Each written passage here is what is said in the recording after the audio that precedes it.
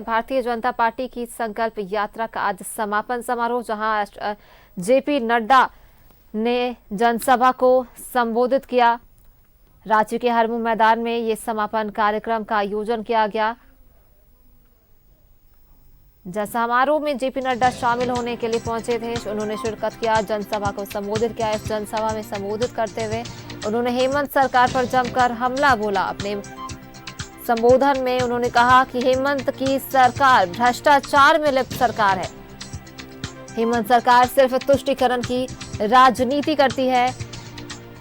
धर्मांतरण पर हेमंत सरकार चुप क्यों रहती है, सवाल उठाया जेपी नड्डा ने। महिला अपराध के मामले में झारखंड आगे क्यों है? भ्रष्टाचार खत्म करना है तो भाजपा को लाएं। तमाम बातें जेपी नड्डा ने अपने संबोधन में कहा। उन्होंने मुख्यमंत्री पद पर रहते टेंडर अपने नाम करने का इल्जाम लगाया। बीजेपी झारखंड की संस्कृति को बचाने का काम करती है। उन्होंने ये भी कहा कि ईडी के डर से भाग रहे हैं हेमंत। आज रांची के हरमू मैदान में यात्रा के समापन के मौके पर जेपी नड्डा ने सभा को संबोधित किया, जनसभा को संबोधित किया, जिसमें भारी संख्या में लोग पहुंचे थे। कार्यकर्ताओं में उत्साह देखा गया। पार्टी के राष्ट्रीय अध्यक्ष जेपी नड्डा के संबोधन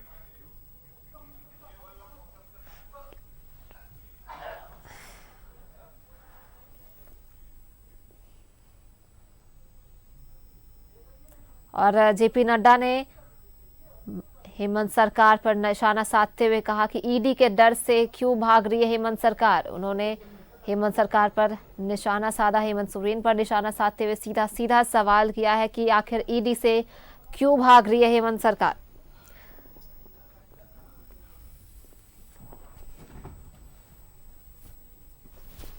हेमंत सोरेन को सीधा सवाल किया है जेपी नड्डा ने। उन्होंने पूछा ईडी सीबीआई गलत है तो कोर्ट जाए, लेकिन ईडी से क्यों भाग रही है हेमंत सरकार।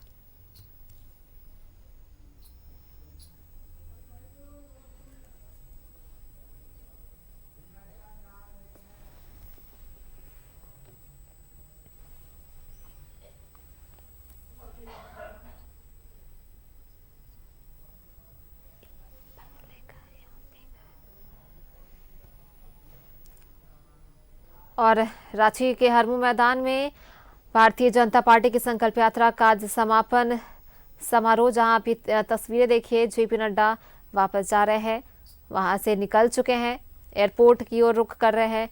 जेपी नड्डा, सुरक्षा के कड़े इंतजाम किए गए सुरक्षा के बीच जेपी नड्डा एयरपोर्ट जा रहे हैं। कार्यकर्ताओं में उत्साह देखा जा रहा है।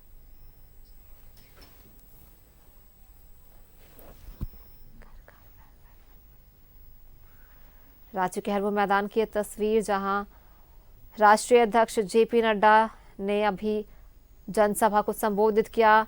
संकल्प यात्रा के समापन समारोह में जनसभा को संबोधित किया। उसके बाद रांची एयरपोर्ट के लिए निकल चुके हैं केंद्रीय अध्यक्ष, राष्ट्रीय अध्यक्ष जेपी नड्डा।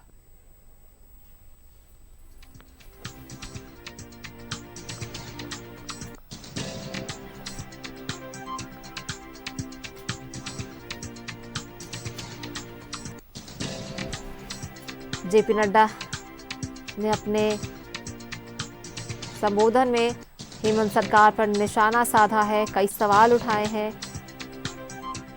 ईडी से क्यों भाग रही है हेमंत सरकार, उनका सीधा सीधा सवाल रहा है। अगर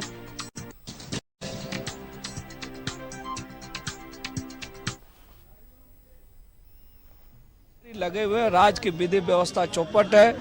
लोग नए रूप में यहाँ पर जो 2024 में झारखंड की 3.5 करोड़ जनता भारतीय जनता पार्टी के नेतृत्व में एक मजबूत सरकार देने का संकल्प ली है। जेएमएम के नेता बोल रहे हैं कि नड्डा जी आए थे गड्ढा खोदने के लिए और उसी गड्ढे में बीजेपी दफन हो जाएगी। जो सरकार बनाने का जो ये देखिए, आप देखे होंगे जब से इतिहास से आप देख रहे हैं कि भारतीय जनता पार्टी हमेशा, पहली बार झारखंड मुक्ति मोर्चा 30 सीट लाई है, लेकिन भारतीय जनता पार्टी हमेशा, चाहे लोकसभा हो विधानसभा हो, हमेशा यहाँ पर अपना परचम लहराई है। आपको भी नई जिम्मेदारी मिली है सर। आकाश भाई सर और क्या है? ऊपर क्या है? अब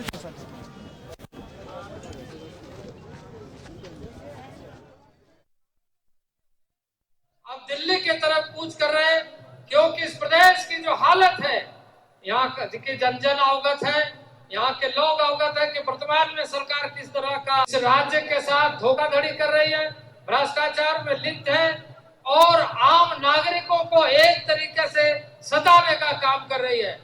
तो एक तरफ जहां हमने इस संकल्प यात्रा के माध्यम से राज्य को गुरु सरदार वल्लभ भाई पटेल के जन्म जयंती पर हम सब मिलेंगे पुनः पूरी ताकत के साथ, और माननीय राष्ट्रीय अध्यक्ष, माननीय प्रधानमंत्री हम सबको संबोधित करेंगे।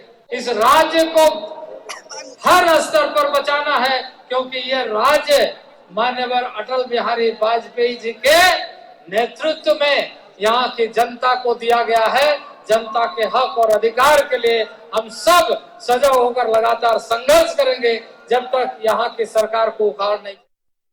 भारतीय जनता पार्टी के नेतृत्व में सरकार बनी तो अलग झारखंड राज्य बना, और अलग झारखंड राज्य बना और राज्य बनने के बाद जो विकास का काम प्रारंभ हुआ, आज अगर हम देखें तो इस प्रदेश की गांवों तक सड़कें पहुंची है। इन्होंने तो कई एक सारे घोषणाएं की थी। उन्होंने कहा था कि नौजवानों को 5 लाख नौजवानों को रोजगार देंगे, रोजगार नहीं देंगे तो भत्ता देंगे। चुनावी मंचों से नहीं, विधानसभा में उन्होंने घोषणा किया था। हेमंत सोरेन के रहते प्रदेश का विकास नहीं हो सकता है, क्योंकि ये अपना विकास करते हैं, परिवार का विकास करते हैं, और लूट तो सब तरफ मची हुई है, चाहे वो जमीन की लूट हो, कोयला की लूट हो, बालू की लूट हो, पत्थर की लूट हो, यानी लूट ही लूट है। और उन लुटेरों से झारखंड को आप बचाना, हेमंत सोरेन तो उन लुटेरों को संरक्षण दे रहे हैं। आज अगर उन लुटेरों के विरोध में उन लोगों को पकड़ करके ईडी वालों ने जेल भेजा है, तो उनको बचाने के लिए सुप्रीम कोर्ट से महंगे वकीलों को ले आते हैं, करोड़ों टका उसमें खर्च करते हैं। तो देश में भी और आदरणीय जेपी नड्डा को दिल से धन्यवाद, आभार प्रकट करती हूँ। झारखंड के धरती पर उन्होंने आज बहुत ही भव्य तरीके से उनका स्वागत किया गया है, और आने वाले समय में भारतीय जनता पार्टी की चाहे केंद्र हो या राज्य हो, निश्चित तौर से सरकार बनेगी। पिछली बार झरिया में कमल नहीं खिला था, तो इस बार झरिया का में किस तरीके से? देखिए, झरिया हो या धनबाद, झारखंड के कोई कोना हो, जो भी अगर थोड़ा सा कमी बेसी है वो 2024 में हम लोग पूरा कर लेंगे। लेकिन वहाँ पे नए युवा भी खड़े हैं। देखिए, जिस तरह से केंद्र का सरकार लगातार काम कर रही है, भारतवर्ष में जिस तरह से विकास हुई है, ये हमारे लिए गर्व की बात है। और जो गठबंधन के जितने भी नेतागण खड़े हैं, उन्हें जनता आने वाले समय में मुंहतोड़ जवाब देगी। इन दिनों आपके यहाँ एक बड़ा कथा भी हो रहा है, तमाम राज्य के नेता देखिए, पहुँच रहे हैं। बिल्कुल, इस पे हम बता देना चाहते हैं कि झरिया में ही नहीं बल्कि 2024 को देखते हुए तमाम विपक्षी दल के नेता जब चुनाव आए हैं तो राम याद आने लगे हैं। आखिरकार उन्हें भी राम के शरण में जाना पड़ा, ये हमारे लिए गर्व की बात है। पॉलिटिकल है पूरा ये राम कथा जो। बिल्कुल बिल्कुल, अपने निजी स्वार्थ के लिए लोग राम को भी याद कर रहे हैं, ये तो बहुत बड़ी बात है, अच्छी बात है कि उसी बहाने कम से कम कुछ तो अच्छा काम किया उन लोगों ने। रागिनी जी, आपके यहाँ कई जो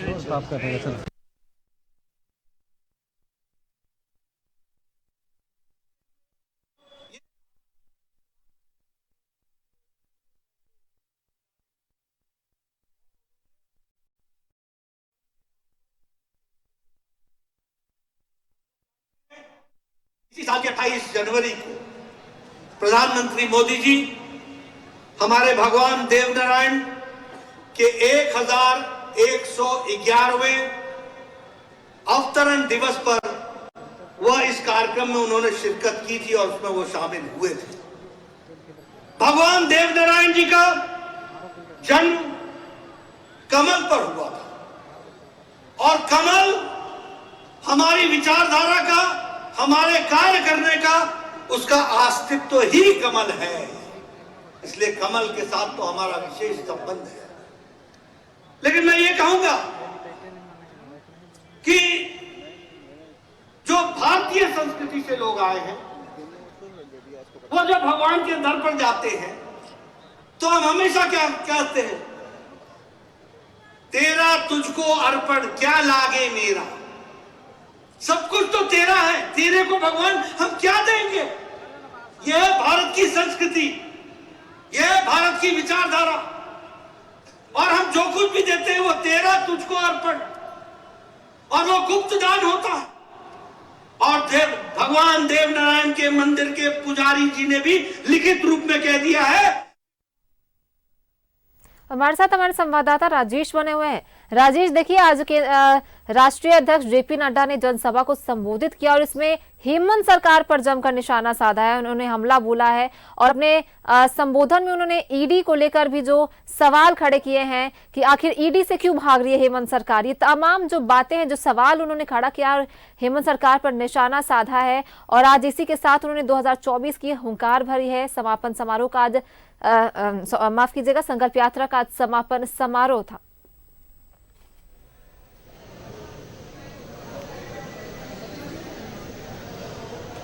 देखिए, इस संकल्प यात्रा का समापन समारोह हो गया और इसमें खास तौर पर राष्ट्रीय अध्यक्ष जेपी नड्डा हिस्सा लेने के लिए आए थे। जाहिर सी बात है, राज्य में जो सरकार है वो महागठबंधन की सरकार है और लगभग 4 साल उसके पूरे होने जा रहे हैं। तो ऐसे में बीजेपी आप देखें कि आरंभ से ही, इस सरकार के गठन के बाद से ही तरह तरह के आरोप लगाती रही है, और चाहे वो घटना हो या फिर तस्करी हो या फिर कोई दुष्कर्म की घटना हो, ये तमाम ऐसे विषयों को लेकर बीजेपी लगातार हेमंत सरकार पर हमलावर रही है और कांग्रेस पर, जेएमएम पर हमलावर रही है। तो आज जो कार्यक्रम हुआ है, देखिए आप इसको थोड़ा फ्लैशबैक में जाएं कि संकल्प सभा का जो कार्यक्रम तय किया गया, यानी जब 17 अगस्त से यह कार्यक्रम शुरू हुआ, तो मूल रूप से यह था, एक संकल्प लेना है कि सरकार जनता के बीच जाकर लोकतांत्रिक तरीके से लोगों को बताना कि यह सरकार क्या कर रही है। और मोटे तौर पर पूरे जितने भी कार्यक्रम हुए, जितनी सभाएं हुई, उसमें बाबूलाल मरांडी राज्य की हेमंत सरकार पर हमला बोलते रहे, सरकार के भ्रष्टाचार और अन्य कथित जन विरोधी नीतियों के खिलाफ बोलते रहे। इसके अलावा दूसरा जो विषय था वो यह था कि केंद्र की मोदी सरकार, चूँकि आप जानते हैं कि कुछ महीने बाद राज्य में ही नहीं पूरे देश में लोकसभा का चुनाव होना है, तो ऐसे में एक जनता के बीच अगर आप जाते हैं तो कोई भी पार्टी अपने चुनावी लाभ को देखना चाहेगी। और इस संकल्प सभा के माध्यम से यह भी कहा गया कि केंद्र की मोदी सरकार ने जो 9.5 साल काम किए हैं वो ऐतिहासिक है, ऐसा काम पहले कभी नहीं हुआ, इसलिए जनता से आशीर्वाद भी मांगने का एक माध्यम यह कार्यक्रम रहा है। तो राज्य की हेमंत सरकार, चूँकि ईडी का विषय जो है लगातार मुख्यमंत्री को ईडी का सम्मन जाता रहा है, लेकिन वो नहीं गए हैं, कानूनी रास्ता जो है उन्होंने अख्तियार किया है।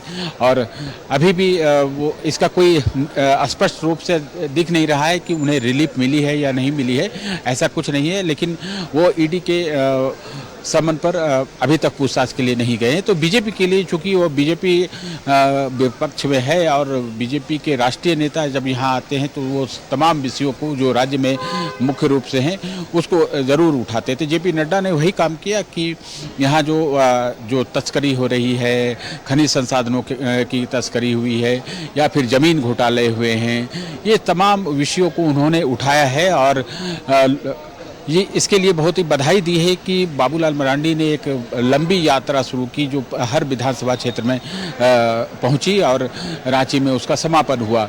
और उन्होंने कहा कि राज्य की जनता को बताना है, जागृत करना है कि किस प्रकार से इस राज्य में जो वर्तमान सरकार है, हेमंत सोरेन की सरकार, उसने क्या किया है, जो उसने चुनावी वादे किए थे और चुनावी वादे करके सत्ता तक पहुँचे थे, तो वो उन चीज़ों का क्या हुआ।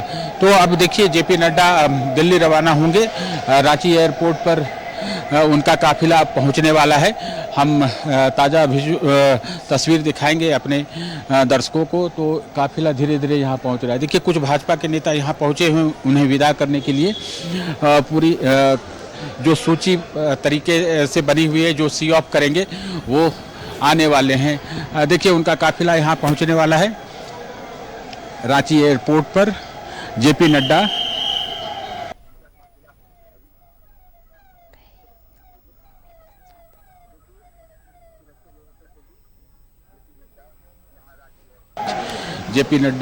यहाँ रांची एयरपोर्ट पहुँच रहे हैं। यहाँ पर कुछ सामाजिक संगठन से भी उनकी मुलाकात होगी। हम दिखाने का प्रयास करेंगे। ये देखिए, जेपी नड्डा का काफिला यहाँ पहुँचा है। भाजपा के राष्ट्रीय अध्यक्ष जो रांची में आयोजित संकल्प यात्रा के समापन समारोह में हिस्सा लेने के लिए यहाँ पहुँचे से उतर रहे। जेपी नड्डा को विदा करने के लिए भाजपा के कई नेता पहले से पहुंचे हुए हैं। बाबूलाल मरांडी हैं,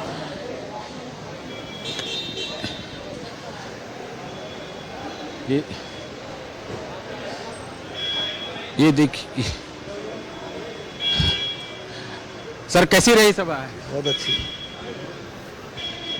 तो जेपी नड्डा जी अब एयरपोर्ट के अंदर गए हैं और उन्होंने मैंने पूछा कैसी रही सभा, उन्होंने कहा कि बहुत अच्छी रही है। ये देखिए, मिल रहे हैं लोगों से मिल रहे हैं। जेपी नड्डा को विदा करने के लिए भाजपा के प्रदेश अध्यक्ष बाबूलाल मरांडी यहाँ पहुँचे।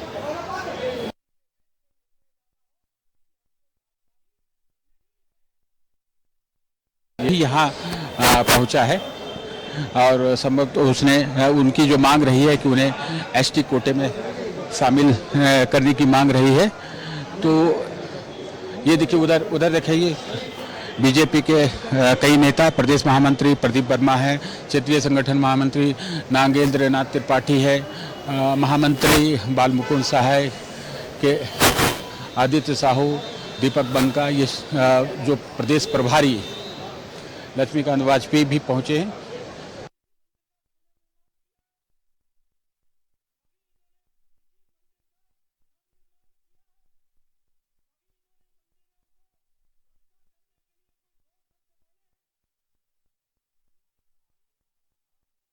भी जा रहे हैं और साथ में शायद इनकी बाहर छत्तीसगढ़ में इनका चुनावी दायित्व निर्धारित किया गया है जो संगठन।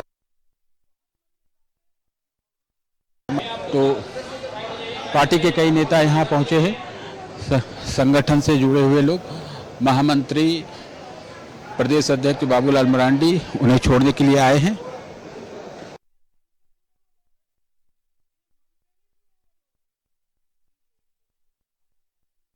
कुछ लोगों ने इन्हें रिसीव करने के वक्त यहाँ पर थे, वो रांची एयरपोर्ट पर जिस समय जेपी नड्डा यहाँ आए थे वो पहुँचे थे, लेकिन अभी विदाई के समय कुछ अन्य लोग थे। ये पार्टी की व्यवस्था रहती है कि अधिक से अधिक लोग मिल सके। जो भी पार्टी के वीवीआईपी आते हैं, जैसे राष्ट्रीय अध्यक्ष आए तो एक ग्रुप जो है वो पहले मिल चुका, चूँकि अराइवल के समय, अब डिपार्चर के समय अलग मिलने के लिए यहाँ पर लोग पहुँचे हुए हैं।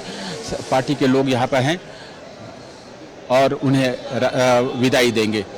विशेष विमान से जेपी नड्डा यहाँ पहुँचे थे, लगभग 3:55 पर रांची एयरपोर्ट पहुँचे और यहाँ पर पार्टी के प्रदेश अध्यक्ष बाबूलाल मरांडी ने उनका स्वागत किया। पूर्व प्रदेश अध्यक्ष सांसद दीपक प्रकाश ने उनका स्वागत किया। लेकिन अभी विदाई के समय जो है बाबूलाल मरांडी हैं, क्योंकि प्रदेश अध्यक्ष हैं। इसके अलावा महामंत्री, तीनों महामंत्री प्रदीप वर्मा, बालमुकुंद सहाय, आदित्य साहू के अलावा सुबोध सिंह, फिर आप करमबीर सिंह छत्तीसगढ़ भी जा रहे हैं। अब ऐसे उन्हें विदा करने भी आए थे। तो ये कुछ है।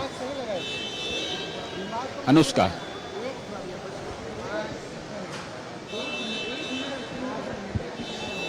तो 2024 का शंखनाद हुआ जेपी नड्डा के हाथों और संकल्प यात्रा का भी समापन। बहुत बहुत धन्यवाद आपका तमाम जानकारियों के लिए।